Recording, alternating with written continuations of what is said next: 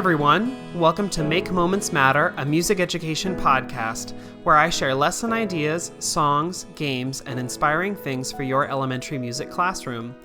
My name is David Rao, and I am the music teacher who blogs at makemomentsmatter.org. This episode of the podcast is a replay containing the audio version of a Musical Mondays live video.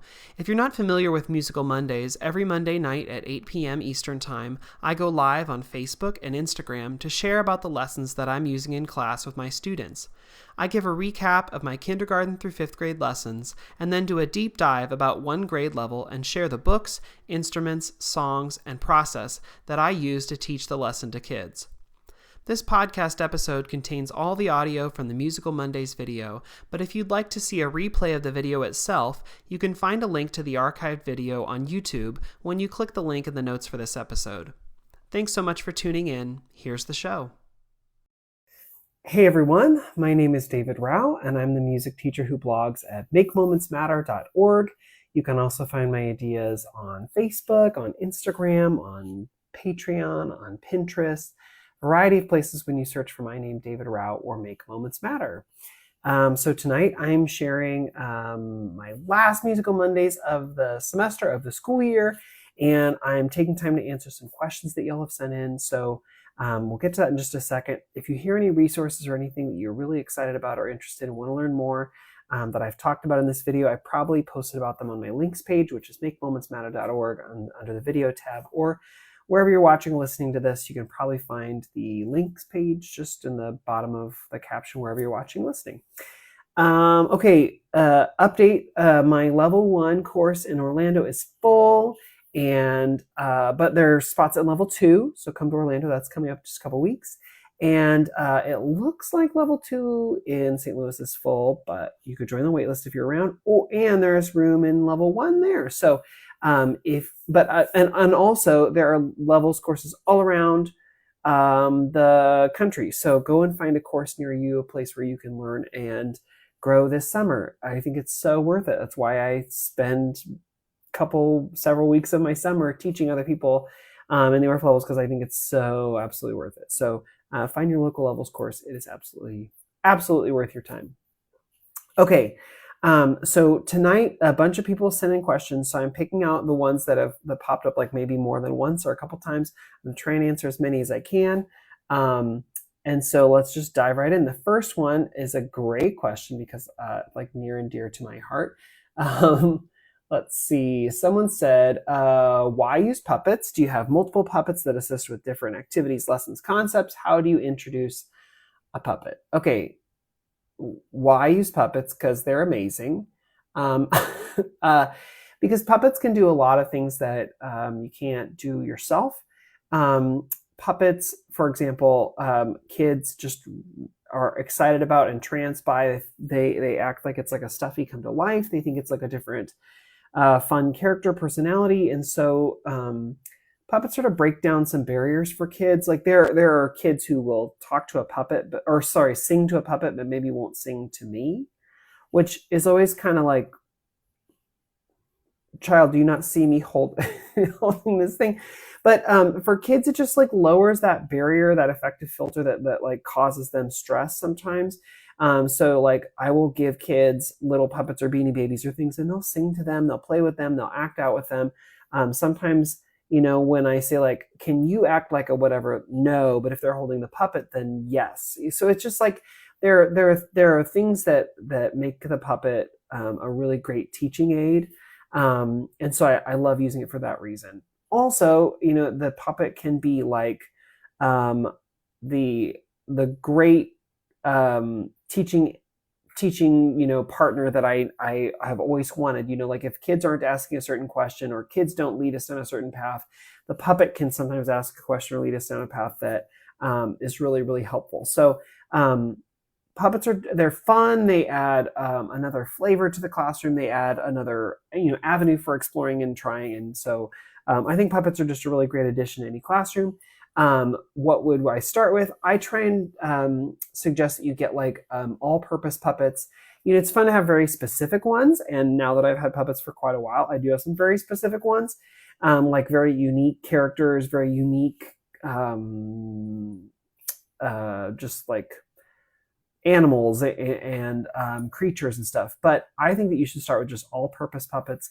A puppet that would be great for adventures to the mountains or to the forest or to the wild. So like maybe something like a rabbit or a raccoon or something like that that could be maybe neighborhood related, but also like take us to the forest, take us to a mountain, take us to whatever. You could do like a bear, you could do something like that. But I think a rabbit is a great start because it can be domestic or not. It can be near your house in the suburbs. It can be in the city. It can be on the mountain. It can be wherever. And kids generally don't find rabbits to be scary as they might like a bear or an owl or a hawk or something. So I would do that. Maybe something that can swim. So a fish or an octopus or a whale, something like that, something that can take you down into the water. But probably a fish would be great because if you're going to do like a lake song, you can't really use like a blue whale, right? So maybe something like that, or a frog, something that can be near the ocean. And then I would say something that can fly. I like owls, but I know some kids do not like owls, do not respond well to owls. So anything else that flies, there are a lot of cool, really fun finger puppets that are like songbirds that would be easy to incorporate too. But puppets just make teaching, especially younger grades, they make things more interesting, more exciting. You can act out stories. You can get in different perspectives. I mean, like the puppet can say like, well, can we add a poem or can we do a thing? You know, like puppets can inspire different things. So they're fun. If you want to learn more, I have a whole course all about puppets, how to get started, what to do, specific lessons, ideas, all of that. I've linked that on the links page in case you're interested. And you want to learn more about how and why you might use puppets. I've done like sessions at state conventions about puppets. I've done, I could go on and on about puppets. So it's like hard to give you a in-depth answer in just this very short question, but that gives it sort of a start. Okay, the next one. Someone who is part of my Patreon community said, you mentioned on Patreon that you're working on improvising with solfege. I'd love to learn more about that process and how you get kids ready to improvise while singing. I feel comfortable working with instrumental improvisation, but haven't had much vocal success. Okay, the answer is it takes a lot of time. It is easier to do instrumental improvisation because they can physically hit and bounce and whatever on a xylophone, or they can move their fingers on a recorder. It's just easier. And that is true for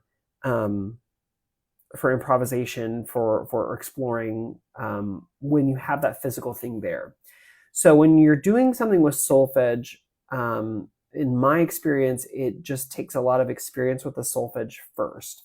So if you want them to improvise vocally and you don't care about the pitches, you could do a neutral syllable like lu or do or ba ba ba ba, like ba ba ba ba ba ba ba ba ba. They could improvise whatever. If you want them to be specific about pitches, like if you want them to stay pentatonic, right, then solfege is really, really helpful because it gives anchor points. And that's one of the things that is great about solfege, whereas like an instrumentalist can physically put their fingers down or move mallets or whatever.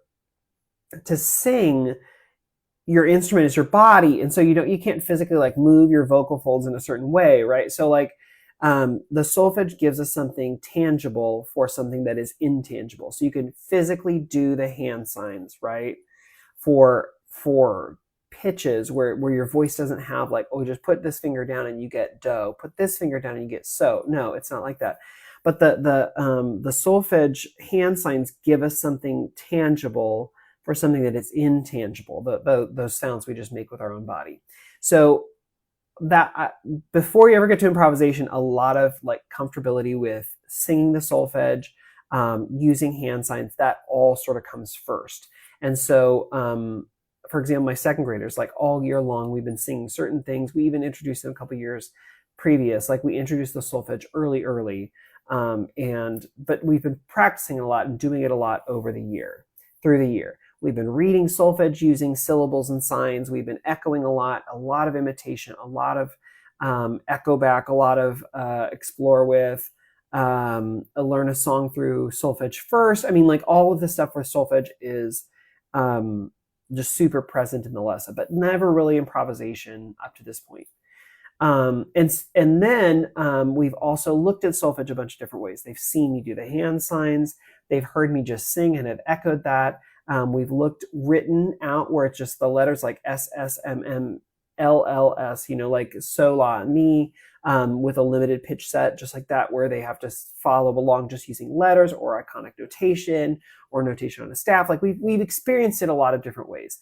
One way that we've done quite a bit is a pitch stack. This is like rudimentary, just me drawing on a piece of computer paper, but is an example of just the pitches stacked up. So you see do, re, mi, so, la, so, mi, re, do.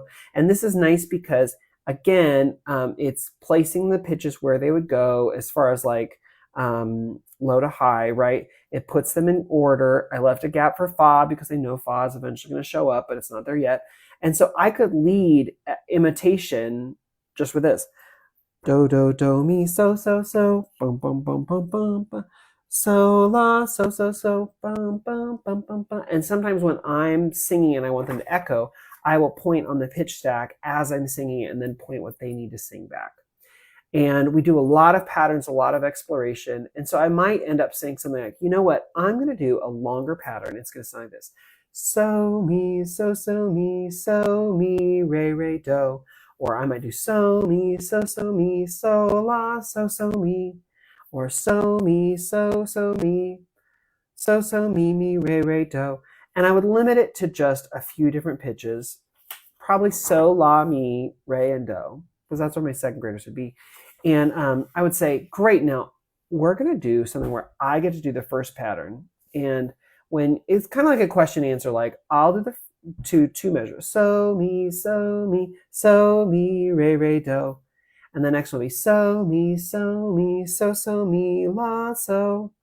So, mi, so, mi, re, re, mi. And I'll say, do you hear, is there always one part the same and one part different? And they'll go, yeah, the so, mi, you always start with that. Okay, but the ending is, the tail is always different. So, mi, mi, re, do, do, do. So, mi, do, re, mi. So, mi, mi, la, so. Whatever. So I play around where like the first half is always the same, the second half is different. The first half is always the same, second half is different. And then I'll say, okay, now we're all going to do the first half the same together, and then you get to choose for the second half. You can use any of these pitches, and it's again the pitch stack. It's so, la, mi, re, do. Any of these, but you get to do the second half. You've heard a lot of examples. You could do any of the examples that I've done, but you get to choose the second half.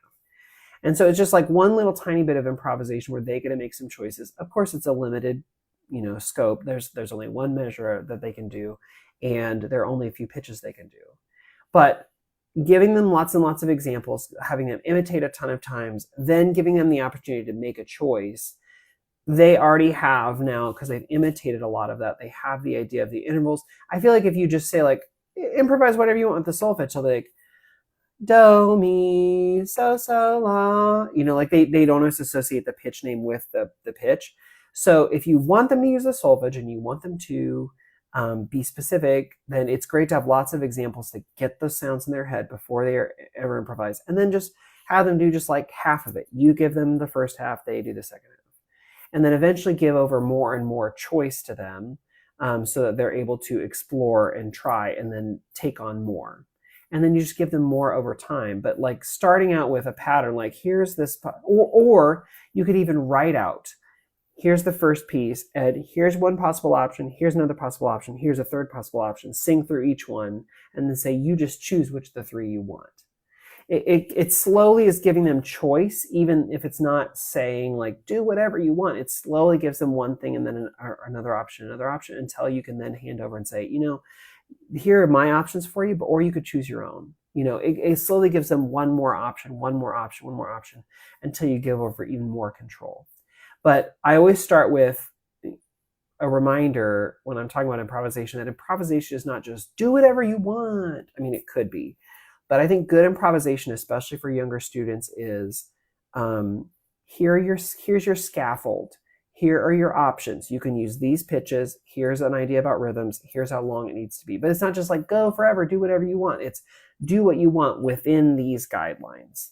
So for me, for solfege, it would be after a lot of exploration, after a lot of trying out the solfege over time, after a lot of comfort with it, then take this one thing and then make a choice, or here's a couple options, choose one of these options. Or, it's not just like sing anything you want. I mean, it could be, but it's more of a gradual release over time.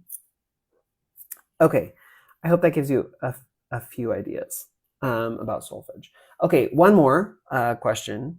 Someone said, what's your process for reviewing or refining your lesson plans for the upcoming school year? As a first-year teacher, I would love to know if you have any tips or experiences that could help with this. Okay, I remember when I was a first-year teacher, and it was a hot mess. And I don't do many of the lessons. I don't think I do any of the lessons I did in my first year teaching. Maybe a couple. I don't know. I think refining and getting better is a long-term goal.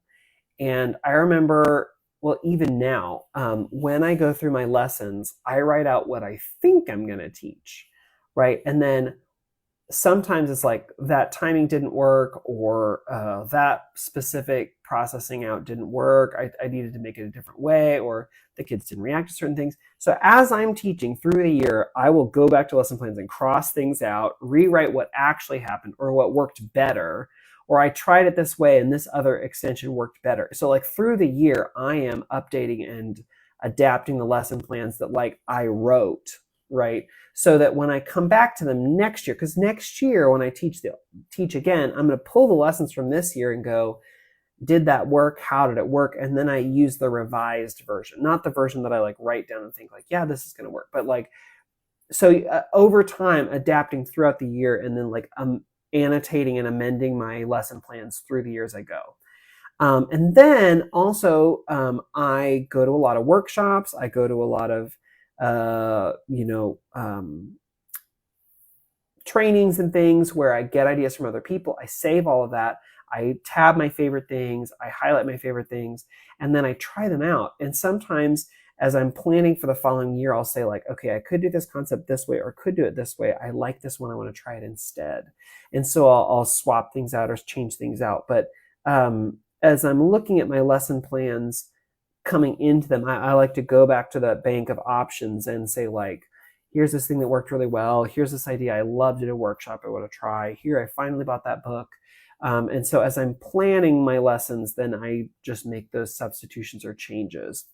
But you said your process for reviewing over time. Well, my first year, it was like, just get me to the end of the year. Holy smokes, I really want to just like survive this, right? So my goal is just like fill up as much as I could and make it work. And I remember those first couple of years of teaching, I thought like, I need more lessons. I'm running out of ideas. Now I'm at the point where I'm like, I can't teach all this. There's too much. There are too many things I want to teach and not enough time. And part of that is gaining more ideas and lessons over time. Part of it is figuring out how to slow or change my content, like my timeline. But there are a lot of factors into that. So I think over time, just building up your lesson inventory, building up things that you can do. Like my process totally changed when I took ORF levels, because then I got, well, like if you leave ORF level 1, you leave with like a huge binder of just like all of this stuff, all these lessons that you can like then go and try. So that like bulked out. So it changed so much of what I taught the following year, because I knew the process worked pretty well, and I knew that like I had all these great ideas to expound upon. So like taking something like that, like a summer ORF level, drastically changed what I taught. So then as I went back, I had to rethink what were the lessons I was doing that like seemed to work well, or like, how do I change those out? How do I, pull things out? So the review, it just, I would say that there's not like a nice, clean, easy review. It was just like, as I was lesson planning through the year, I had to make changes and substitutions and adjustments. And the more years that I teach, the more content I have to swap things out or change things out. One thing you might think about is if your district has a curriculum or a pacing guide or something, I do revise and change my curriculum, my lesson plans based on that. Like, when does it need to fall in the year, or what's the progression we're following? That definitely affects how I teach what I teach. But Otherwise, I would say it's just like a gradual over time. You go like, that didn't work so well, or this might have worked, but I really hate that lesson. You shouldn't teach any things that you hate. Oh my gosh, because then you're not going to want to teach them. It's going to affect how you teach them. So finding new ways to do things, adapting how you do it. Maybe you follow this dude who puts out a podcast every week and you're like, that lesson's cool. And you want to like add that in. So it's like cataloging, remembering. Like a lot of times on my lesson plans, I'll put sticky notes that are like, here's this idea, try this next year instead. But I would say, since you say you're first year teacher, just make it to the end of your year. Enjoy your summer. And then as you start lesson planning for the next year, keep that in mind as you're going to like revise, add, change notes. It's kind of a little late now to like go back to all your lessons for the whole year and be like, oh yeah, I remember exactly how that went. I don't have a memory like that. But in the next year, I'd say add those notes, leave those highlights, leave those changes and ideas as you're teaching them. And then as you're getting new content from workshops and from lessons and from your state convention, or when you come to National AOSA conference, pull all those things and think like, how can I change and add things as I go through the year? Okay, that answers quite a few people's questions, or like I kind of melded a couple things together. So I hope that gets a lot. If you have more questions, send me emails. My email is makemomentsmatter@gmail.com. Come follow me on Patreon. I'm still adding new lessons, and I will continue adding new lessons as we go. So you constantly have more things that you can teach and try and consider as you teach kids every day. But this was my last Musical Mondays for the year. I hope that you had a great time coming along with me this year. I'm going to be teaching a lot this summer, so I'll have updates on social media and stuff. But I hope you'll come and join me next year for more Musical Mondays. And until then, come find me on social media, send me an email, and we can connect that way. But thanks so much for coming along for the ride this year, and I will see you the next time we have one of these Musical Monday adventures next semester. All right, bye everyone.